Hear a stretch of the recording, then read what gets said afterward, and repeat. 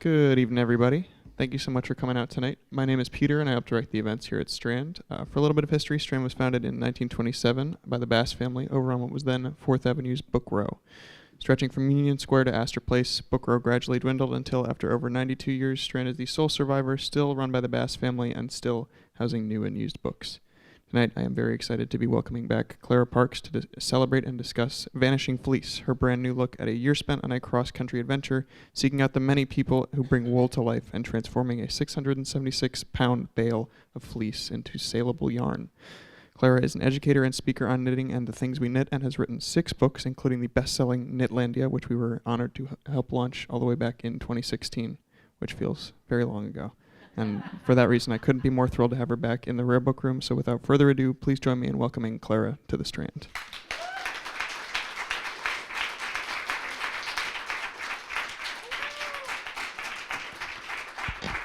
Hello. Hi, all you lovely humans.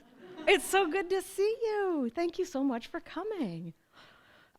So by virtue of you being here tonight, my guess is that you are far more wool aware than the average person in this country. Would that be a correct assumption? Or you are betrothed or partnered with somebody who is highly wool aware, or you were dragged here and bribed by somebody who's very wool aware.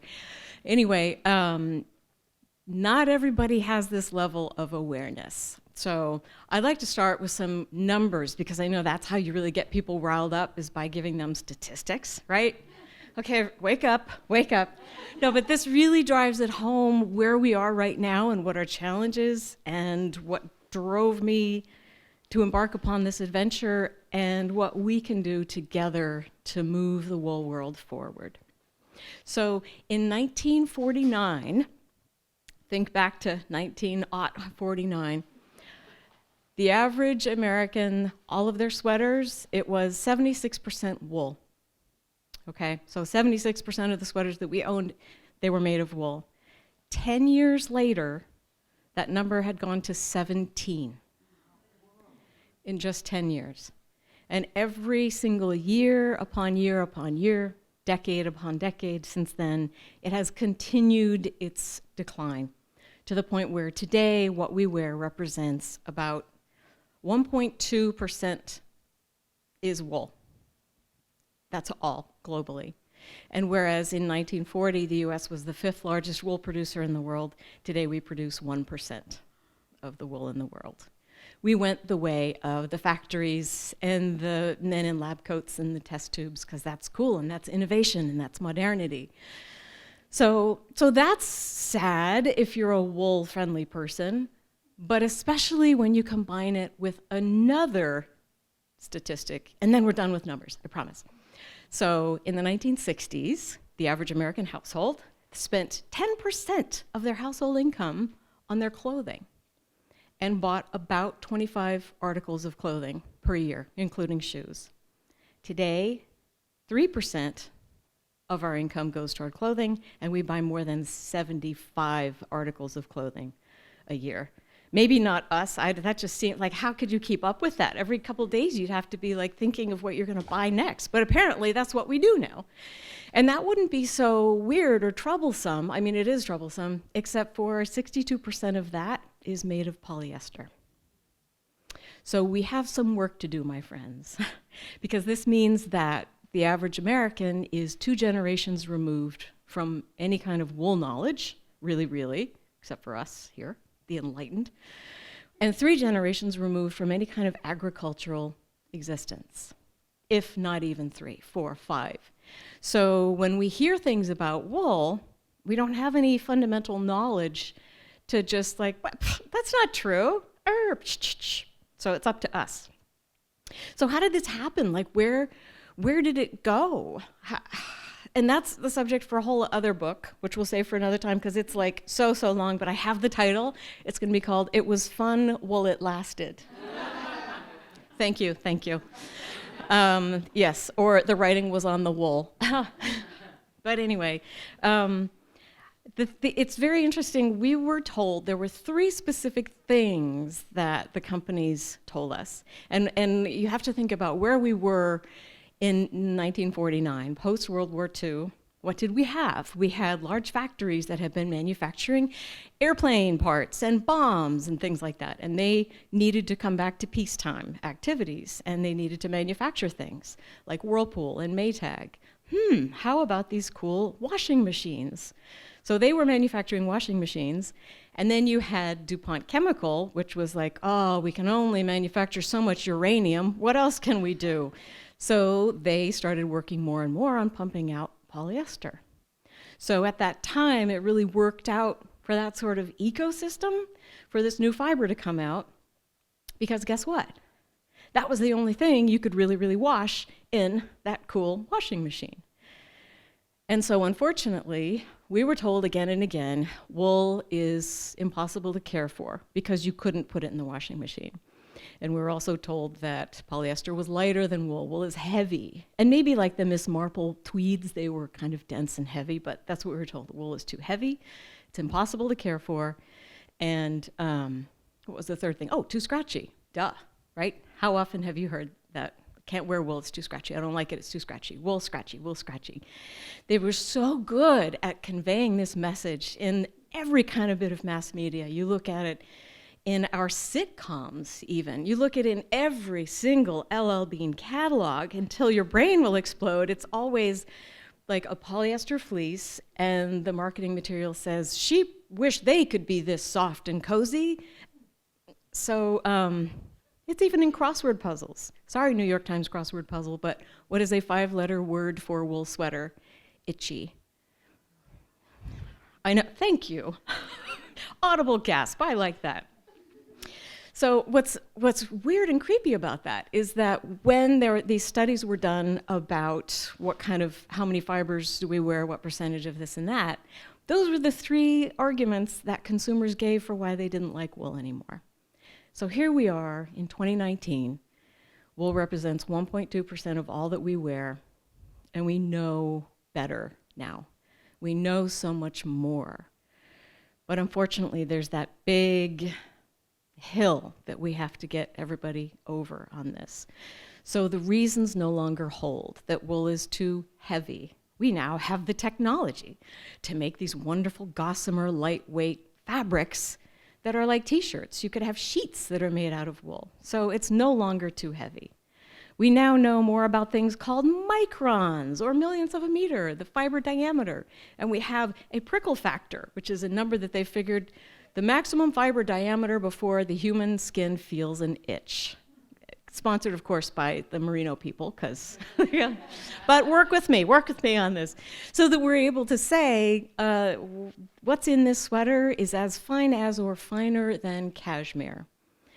So we've got the itch thing under control, pretty much, although still the Miss Marple tweeds are quite wonderful and welcome. It's all about context and wearing stuff underneath, right? And then also, we've perfected the art of making wool machine washable. If you choose to do so, it's really, really easy to find wool that has been treated for that. And washing machines have improved to the point where you just open that front door, toss it in, and even if it's not been machine wash treated, chances are it's not going to felt, unless it's like an Icelandic sweater or something. Please don't do that. So those reasons no longer hold, and we know a lot more now. For example, now we know, and I would love to think that they didn't know back then, but I think they did, that synthetic fibers are extraordinarily flammable, right? That when exposed to flame, they ignite and they burn and they melt like a candle, hot plastic onto your skin. And to the point where the US Department of Defense, they have forbidden 100% synthetic materials against the skin. This is your trivia thing, it's a no melt, no drip policy. So it can't be, it has to have natural fibers in it. And the Department of Defense is the single largest customer of American wool because of that. And because of the Berry Amendment, which partially was designed to protect the American textiles industry. And that dictates that the military has to purchase certain things domestically, so that you can't get like clothes that have been booby-trapped by somebody over in another country. So we know that. And now we understand what happens when you wash a synthetic garment especially of fleece, lowercase f with little parentheses around it, that it releases thousands of microplastics into our water, which make their way into our rivers and into our oceans, and our marine wildlife consumes it and gets sick, and then mosquitoes eat it and frogs eat it. This is the uplifting part of our evening together. It's gotten into our honey. They found microplastics in our beer and in our own bodies, right? Where they are leaching who knows what and inflicting who knows what damage on our organs and our endocrine system. So it's pretty clear that the time has come for us to stop doing this, because our landfills are full. The earth is hurting. Our bodies are in peril from this. So it's time to do something about it. So what can we do, and what are some of the other challenges? And the biggest challenge right now has to do with the fact that wool comes from living animals, right? And so anything that comes from a living animal, there's always the danger of harm or perceived harm to those animals. And so last year, having made a heavy impact on the fur and the feather industry, PETA turned its attention to the wool industry. Remember the billboards of naked Alicia Silverstone, because they love using naked women to help with animal rights? I don't know how, but urging us to be kind and leave wool behind. And this whole suggestion that sheep would rather be able to keep their coats. There are a couple of other different clothing companies that were doing that. Don't worry, no sheep were sheared, not shorn, but sheared. Rest assured, they're at home, all cozy and comfy in their coats.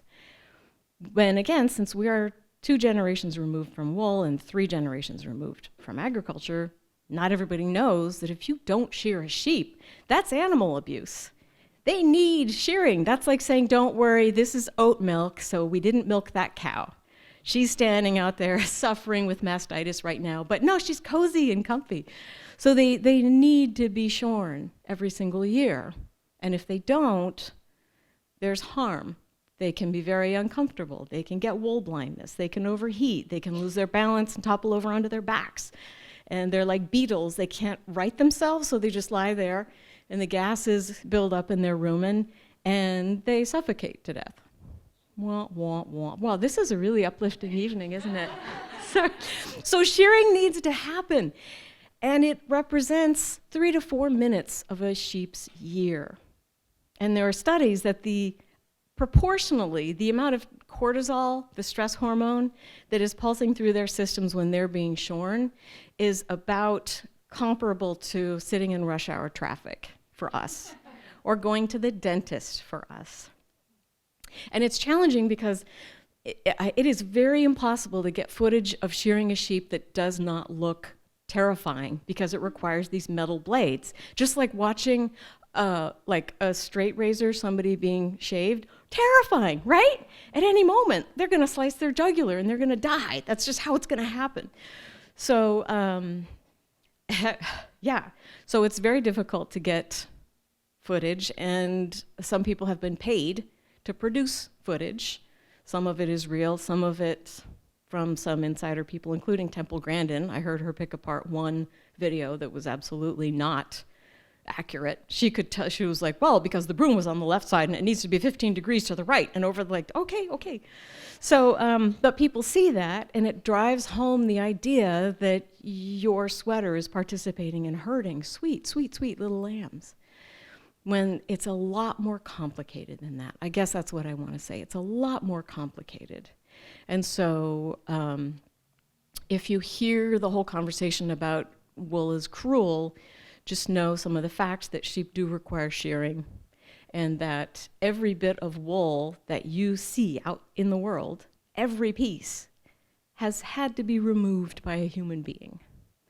There's no mechanized way to do it right now. They're trying with robots in Australia. They put like $5 million into it, and it takes an hour and a half to shear the sheep, and they have to like anesthetize it and put it, talk about horrible. It's like in restraints, and this thing goes versus 4 minutes. Come on, let's get this over with. So But there are two things especially to be on the lookout when you hear these conversations. And a lot of times I find it when I'm scrolling through Twitter rants, which is not a good way to spend your time, right? But we all sort of, 2.5 hours later, you wake up like, wow, how did I get here? But in talking about wool, sometimes people will use the term fur interchangeably.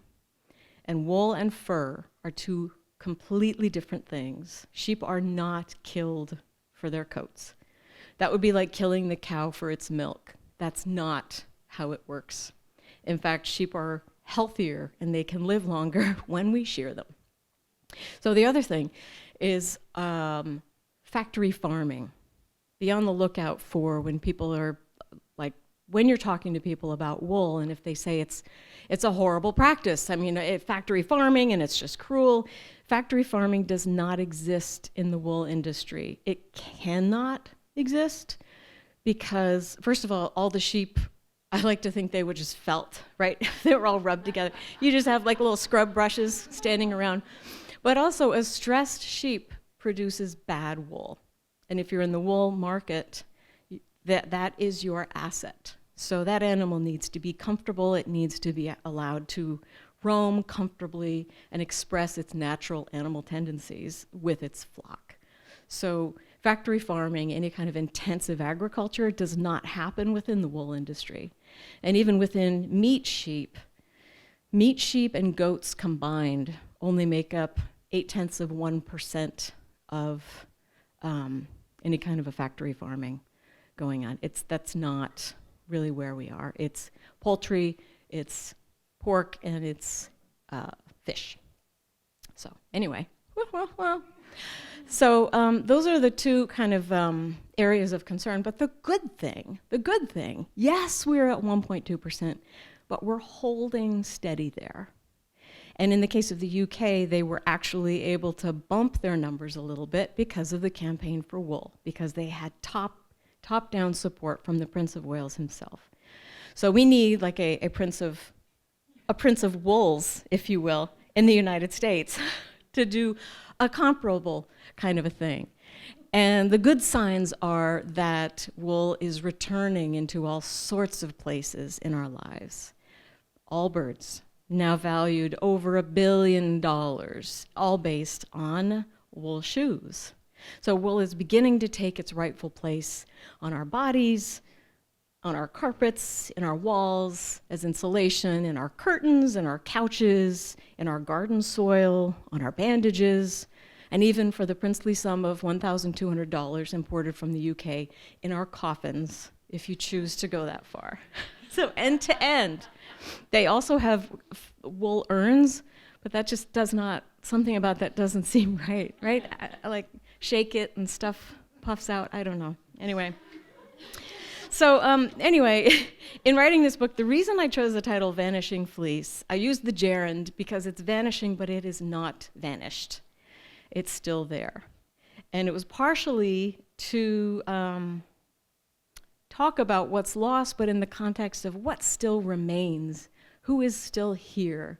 As I discovered from my year of shepherding this bale of wool around the United States to figure out how is yarn made.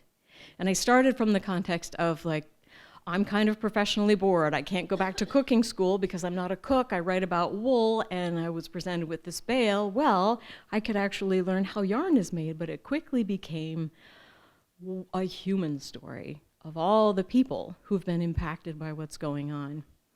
So the other reason I chose this title was because it's kind of a shot across the bow of the polyester industry.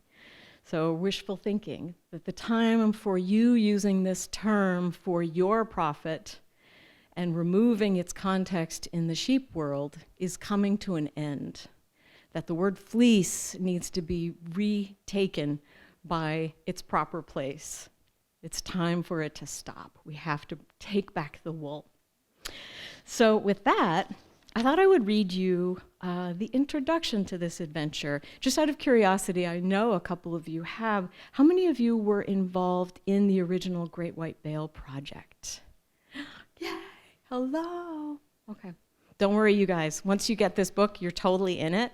And then you're going to get, at the end of this, you are going to get a Good Wool Ambassador pin, which you can now wear out into the world. Yep.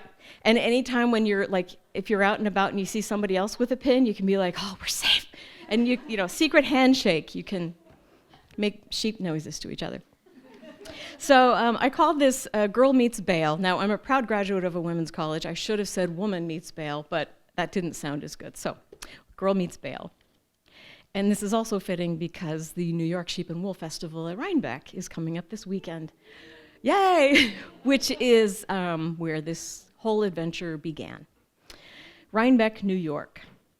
A series of debacles had left me at a day-long signing at one of the country's biggest sheep and wool festivals, all doped up on migraine meds and with my underwear on backward.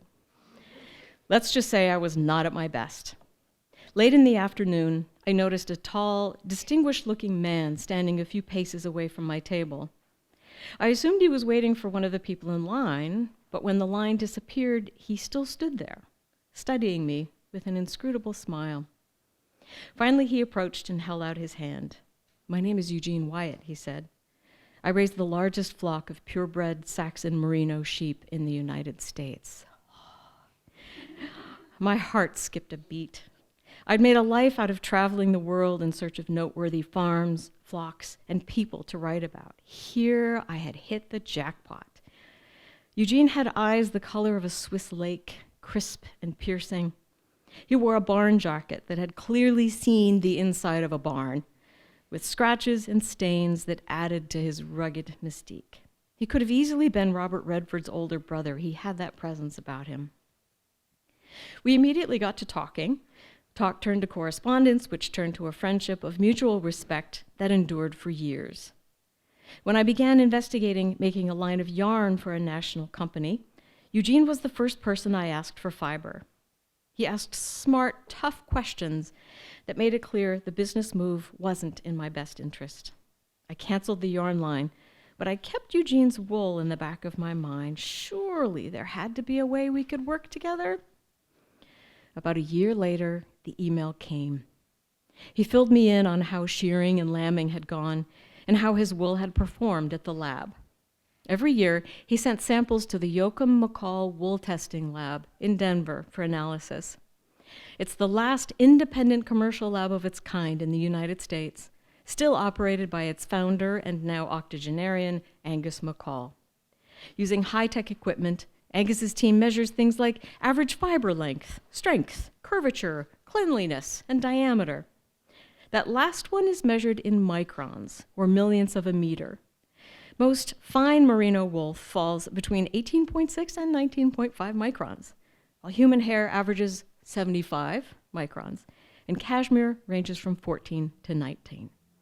That year, Eugene's clip was trending between 17.4 and 18.7 microns, on the finest end of merino and squarely in the range of cashmere.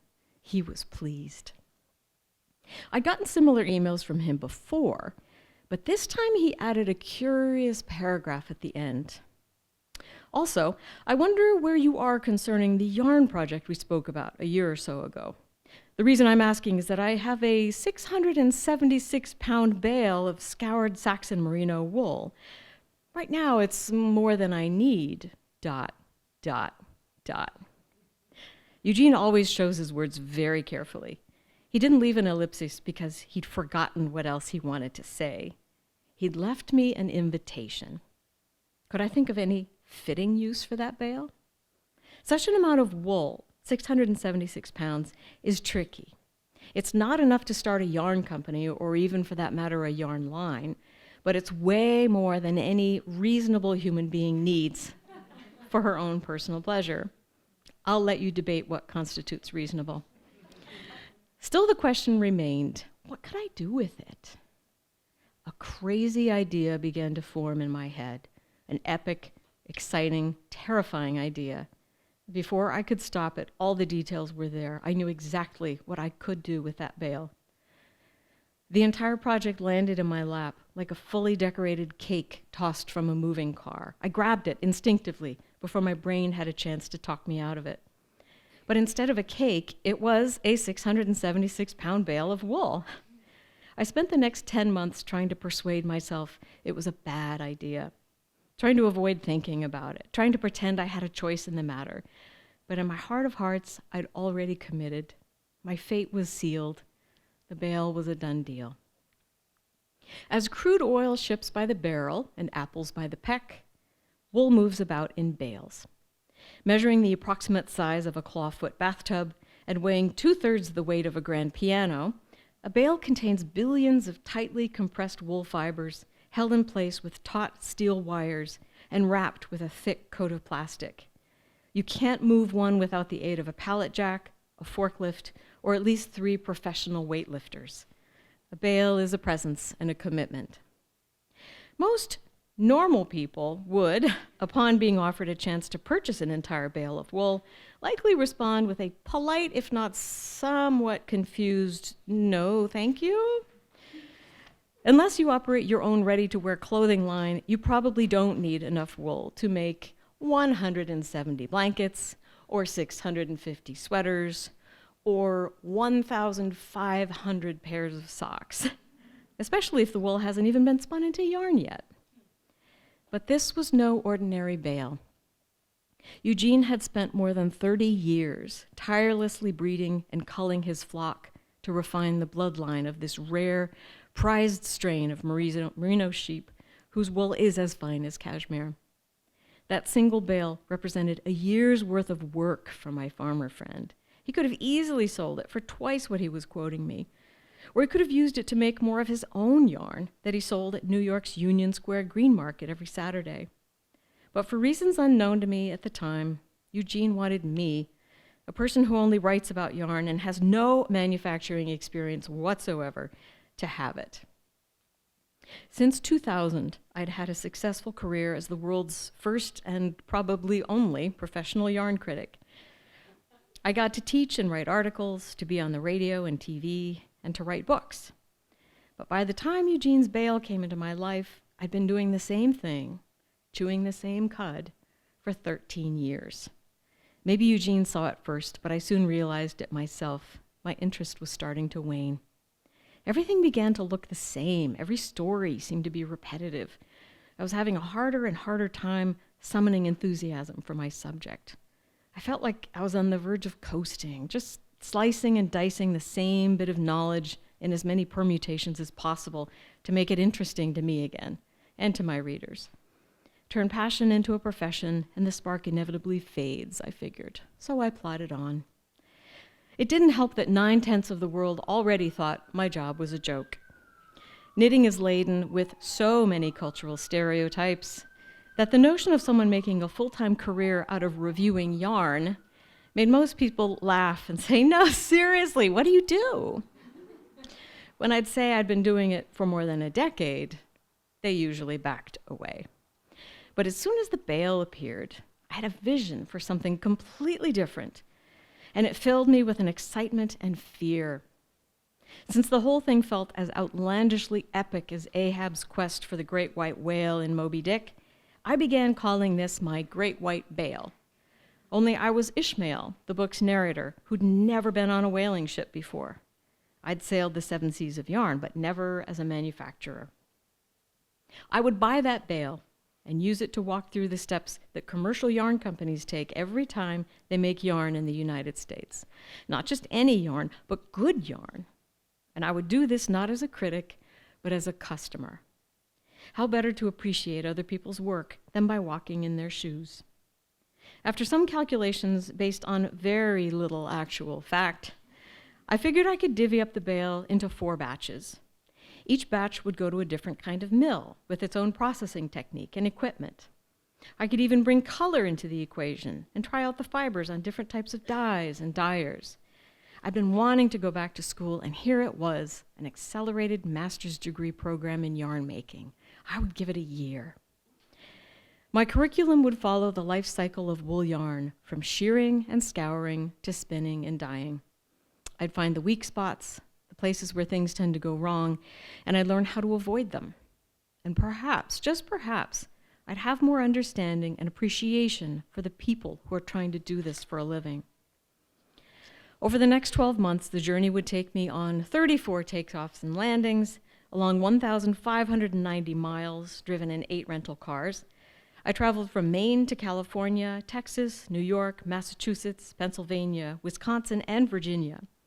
The actual order of events didn't always follow a straight line, so for the sake of clarity, I've adjusted the chronology here to match the natural life cycle of wool fibers. We go from shearing on the farm to washing at a steamy scouring plant, from opening the bale to shipping batches of wool to 4 different mills that had agreed to take on what I didn't realize until later was an absurdly demanding proposition.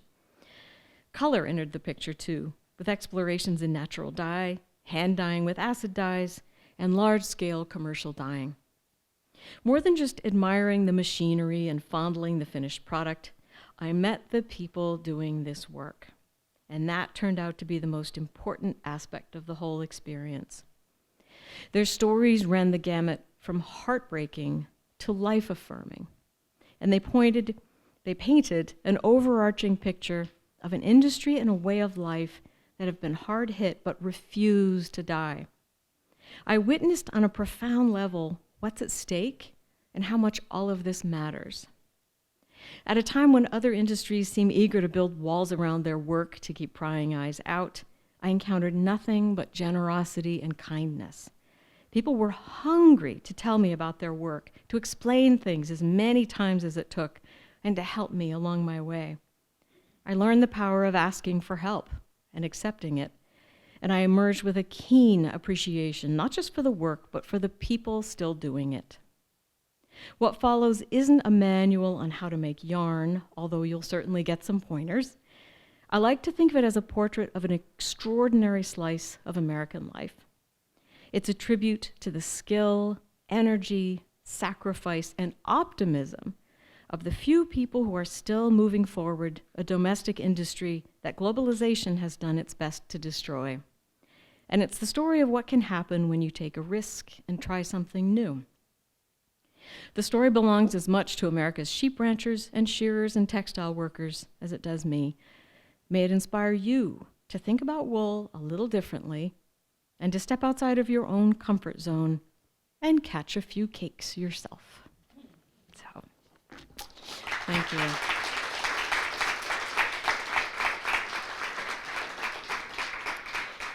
So at this point, I would love to open this up for Q&A. Oh, yay! Regina.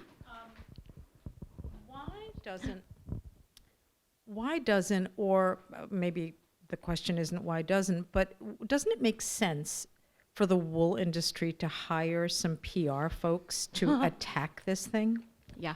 Yes, it does. The short answer is yes, and the long answer is yes. Part of it is they are extremely hamstrung for money. The budget that the American Sheep Industry Association has, which you will find in one of the chapters in this book, they have so little compared to the cattle industry, right, or a big pharmaceutical. I can say it because we're friends and this isn't being taped, oops, but they just finally got up their website. Like last year, they finally got on social media. So they did hire a marketing firm, but their budget is tiny. They had to use clip art. And this was amazing. At this conference last year, the guy presenting said, you would be amazed how hard it is to find good pictures of people doing interesting things while wearing wool. And I was like, hello, knitting world, have you checked in with us at all? Like all of our pictures. So there's a lot of work to do. There are 8 million people on Ravelry. Yeah. Everyone gave $1. I know. Yeah. Well, we'll work on that. Yeah. Start a super PAC. Sorry, that's pretty bad. Yeah. No, I absolutely agree, and I don't even think it would require that much money. When they were pushed about their Instagram feed and they said we don't have a lot of money, there were at least 2 of us in the audience who were like, I'll do it. So it's possible, and we'll get there. They're just really, really restrained financially. Yeah. What else? Oh, come on. How about jokes? Yeah. I have a whole list of wool puns on my phone. Don't make me take it out. No. Yes. So sometimes you see things and they say they're lamb's wool. Yeah. Like, how is that different than any other kind of wool? It's this kind of like, seems like it's more special. It just costs more. No, lamb's wool. Yeah, lamb's wool. That means that it's the first shearing from the sheep. So in theory, it's going to be the finest that they produce. But here's the interesting thing: it doesn't necessarily mean that it's going to be the best. Like it might be the finest, but sometimes lamb's wool is too fine, and it snaps during processing, and then you have all these super short fibers in your fabric, and then when you wear it, and there's any kind of abrasion, all those short fibers wiggle their way out, and they meet one another, and they have a little dance, and that's how pills are born. So yeah, that's just like the statement about virgin wool. Well, that's a whole other thing. That's morality. We're not going to talk about that here. So yes, yes. Hello. So I'm guessing nobody here is a manufacturer of wool garments or outerwear or blankets. Yet. I'm assuming a lot of hand knitters. Yeah. So what are we going to arm ourselves with to increase the demand, since there are now fewer and fewer yarn shops and fewer outlets for us to make our purchases? What are we going to be able to do to pull the demand? That is the coolest thing. Each of you is an ambassador or a lambassador. Thank you. No, but by going out into the world, be willing to have other people get their cooties on what you're wearing. That is the best thing that you can do, is wear the wool garments that you have made or the wool that you love. And the minute somebody comments on it, you can say, oh, do you like this? This is wool. I got it. Here, touch it. That exposure is the best primary thing that you can possibly do. And it's just like one person at a time. If they can touch something and realize, oh, really? I don't know how I thought it was. Oh, okay. Yeah. And then just have in your mind a couple of like little key things that you can slip into their brain as you walk away. So like ready to wear clothing, I'll like, oh, well, icebreaker, merino, for example, and then slip away. Or wool pillows and wool comforters, wool mattresses. Can you imagine a whole mattress made of wool? Anyway, you can wear a wool bandage on your hand. I did that for a week. There was no wound underneath it. I was just testing it. And so every time people look at it and like, hey, it's wool. Do you want to see it? Like, be willing to be a little kooky. Join me in the kooky group here. But we are the first line of defense, and we are legion. There are 8 million of us on Ravelry. So if we go out, talk about persuading hearts and minds, one person at a time. So, yeah. Yeah. Yeah. Oh, I would love, yeah. I'll call him. I'll call Chuck. Yeah. No, I'd be like, sorry about that revolution thing, but, my bad. Yeah, that's right. Since you're departing from, I would love to talk to him about it. I mean, there's so much, when you scratch the surface, there's so much cool stuff going on. Like Emma Thompson, she raises sheep. Did you know that? No. So yeah, Chris Pratt, the actor, he's got sheep out in the Pacific Northwest. Like there are all sorts of, Barbara Kingsolver, yeah, Icelandic. Is it still? Yeah. So I'm just saying what I'm saying. Yeah. Oh. I know there are many difficult parts of this process, but Yeah. which would you say for you emotionally or just through the whole process was the hardest for you? Actually, emotionally, okay, there were 2 things. The shallow emotional thing is that I am phone phobic in a major way. And none of these people are on the internet. They are not tech savvy. So I had to get over myself and call and call and call. And it was like old school business of like, yeah, what do you want? It just like, and I'm so sorry. So there was that. But emotionally, the hardest thing was going to the shearing. It was also the most astonishing. I was really not looking forward to it. I did feel like, okay, if I'm going to be that brave, I'm going to be Anthony Bourdain slaughtering the pig because that's what you do. But I was like, oh, I don't want to watch animals be scared and suffer, and I don't want to watch. It was usually it's men kind of getting off on, dominating these animals, and it was totally not that. Like the fact that I heard Dolly Parton singing as I walked in, like, oh, okay, this is different, and like flowers on the table, and the shearers, 2 of them were women. So, and the sheep, like it was amazing. It was astonishing. And it was like the sheep after, it was the ewes the day I was there, after one would be shorn, and sometimes they're a little ticklish, or I'm sorry, if somebody's shearing in certain areas, I'd be like, whoa! But they would get up. First, they'd have to be kind of woken up from a trance. If you sit them on their butt, there's a little button right there, and they just, so he'd have to wake them up, and they'd get up and shake and look around, and you'd have to no, you have to leave now. So they'd trot over, or they'd walk back, and it really was like they were chatting with the other sheep, being like, yay, so what kind of cut are you gonna get? Go for the buzz. I think it's a really good look. It was just peaceful and calm and quiet, and there wasn't a lot of vocalizing of fear.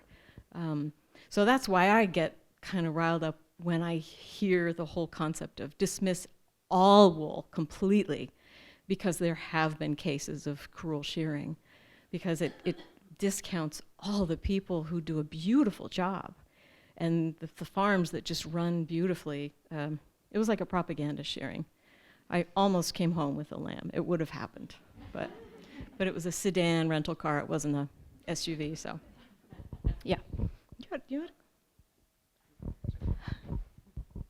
So this might be a bit difficult question, but I feel like there's been a really big focus on dyeing of yarn, but not so much on the focus about what yarn it is, because a lot of the yarn is pretty much the same yarn, right? I mean, the underlying yarn that's being dyed is the same. Yeah. Any thoughts on that? Like, is it just like any wool's better than no wool? That was one of the reasons I really kind of reached this professional ennui. As more hand dyeing came in, there was fewer bases, and they really are coming from 3 mills, 3 wholesale suppliers. The reason that it's all those yarns is because they take the superwash merino, and especially if you add silk, and especially if it's worsted spun, which is how all of them are, hand dyes, they look gorgeous. It's like the Sports Illustrated swimsuit edition cover. Anything that you put on that yarn, it's like, ta-da! And if you try to do that with a nice woolen spun Icelandic or something, it just looks like a bad oatmeal accident. So I think they do it because it's beautiful, and because it has made possible a career for a lot of people and creative expression for a lot of people. And I guess, any wool is better than no wool. And we all kind of have our own progression. And so I do believe that at a certain point, once you've satisfied your appetite for that, the curiosity extends. But it's really important to expose your fingers to other stuff. Because otherwise, if all you eat is Wonder Bread, the minute somebody presents rye to you, you're just, it's going to be just disgusting. But if you taste all of these different fibers and expose yourself and expose your fingers to it, it's so much more interesting. So that's a long answer to your question. But yeah, I hear you. I'm glad that you answered that. If you asked that question, that tells me we're moving in a good direction. So.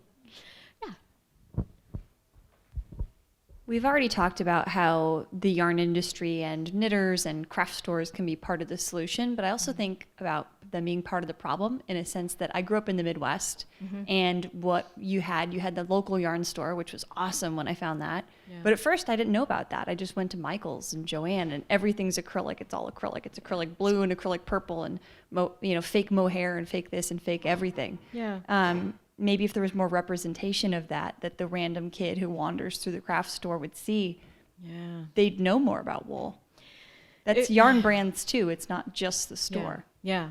That actually, I was talking about this with some other people, and the mission was like, if we can get 5% wool into Walmart, we will have won. in the yarn department. And that's the other reason that we were sold these fibers, but they didn't tell us, is that they're so much cheaper than wool. But there's a reason. Yeah. Yeah. Mm-hmm. Mm-hmm. Mm-hmm. Yeah. Yeah. Yeah. That's where I always say brown sheep wool. If you can find the brown sheep yarn, Mitchell, Nebraska, completely, they source the wool, they scour it, they spin it, they dye it. It is the best bargain on the planet. You can have an American wool sweater for like $70, which is still expensive. But you can also get amazing stuff at Goodwill, like cashmere, super thick stuff for $7, and then you unravel it, and then you can do whatever you want with it. So yeah, there are resourceful ways to skirt around that. But yes, it does cost more. But then you get in. Yep. Mm-hmm.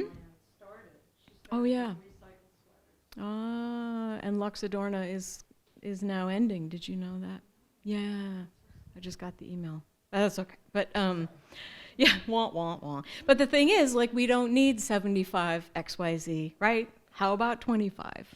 And if that's the case, then we don't, it's a mental model adjustment of spending a little bit more for something because we don't need 63 of them, right?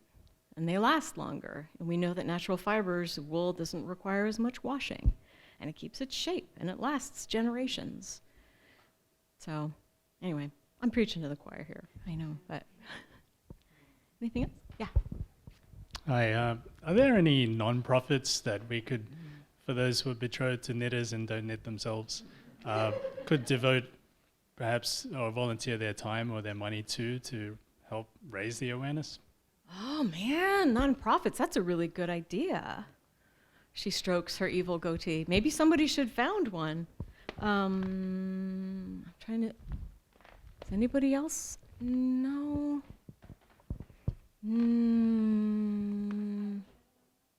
Kind of, yeah. I guess that would be local fiber shed movements, and they're starting to set that up in each state.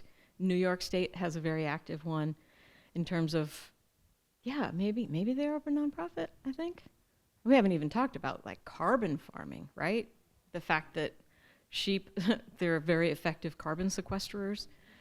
Yeah, anyway. And wool holds more carbon than cotton or regenerated cellulose fibers. So it's not only sequestering it in the earth, but we're sequestering it in our sweaters. It's a pretty cool thing.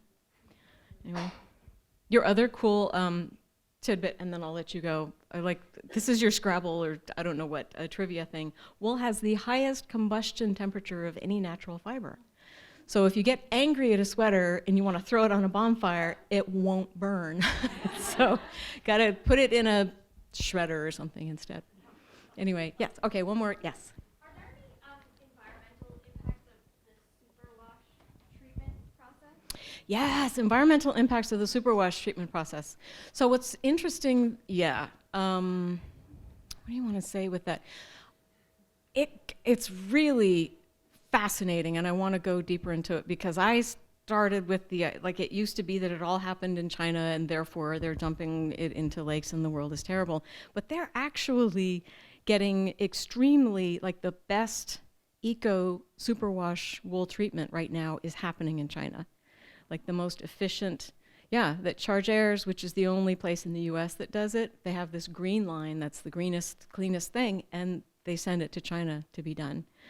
So the other thing is that the chlorine that they use, somebody told me the concentration in the water, it nibbles away the outer scales so that you can coat it with a polymer and it doesn't felt, that it's a lower concentration than most swimming pools. So, but still you're coating it with a kind of a micro, what is there, a super micro, uber micro or something?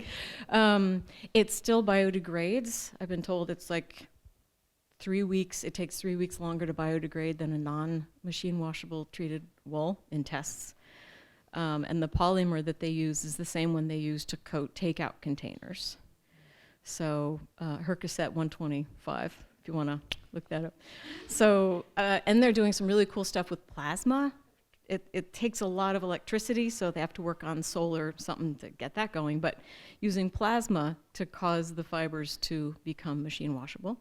rosy green wool. They have some of that, but maybe I didn't tell you that it was plasma treated. Yeah, it's kind of a watch this space kind of a thing. And like everything, there's no black and white. Exactly, everything has its give and take and good and bad. And I still feel like if it's a machine washable wool sweater, that's better for the environment and for your body. It's gonna breathe, and basically you're walking around with a fire extinguisher and also a HEPA filter because it's filtering out toxins in the air. So it's crazy. So yeah, anyway, there I go. Yes.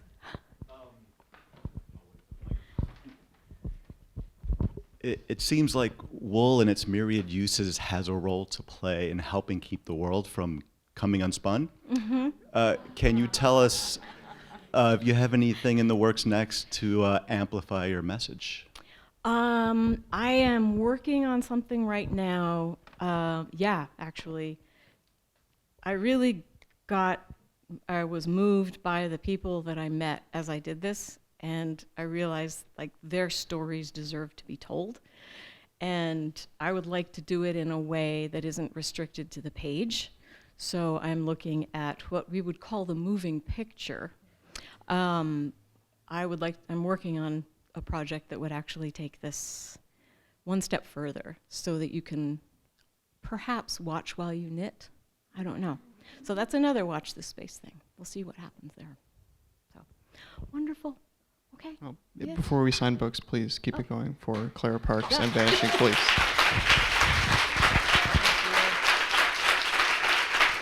And thank you all for your questions as well.